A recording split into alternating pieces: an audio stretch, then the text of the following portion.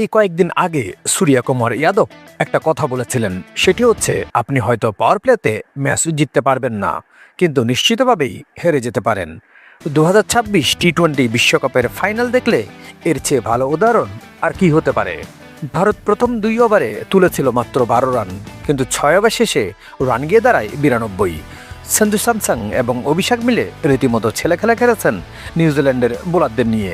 সেই জায়গায় পাওয়ার প্লেতে নিউজিল্যান্ড তুলেছে 3 উইকেটে 52 রান, আর এখানেই মূলত ইন্ডিয়া এগিয়ে যায় ট্রফি জিতার ক্ষেত্রে। ইন্ডিয়ার ব্যাটিং লাইন যেন পুরোটাই একটা ব্যাটিং প্যাকেজ, কোনটা বাদ দিয়ে কোনটার কথা বলবেন। এগিয়ে থাকবেন অবশ্যই সঞ্জু স্যামসন, 46 বলে 89 রান করার পথে তুলোধুনো করেছেন কিউ বোলারদের। অভিষেকের 21 বলে 52, ঈশান কিষানের 25 বলে 54, শিবম দুবের 8 বলে 26। এজন্য শুধুমাত্র হার্ড হিটিং ব্যাটিং নয়, এক একটি ক্রিকেটের ব্যাটিং কাব্য। 5 উইকেটে ভারতের 255, 256 রানের টার্গেটে ব্যাট করতে নামা নিউজিল্যান্ডের স্বপ্নে জল ঢেলে দিয়েছেন বুমরা 15 রানে 4 উইকেট এবং অক্ষর প্যাটেল 27 রানে 3 উইকেট নিয়ে।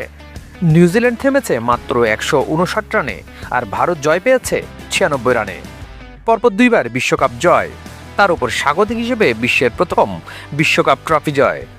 তাই ভারতের জন্য আজকের এই দিনটি স্বর্ণের অক্ষরে লিখে রাখার মতোই একটি দিন।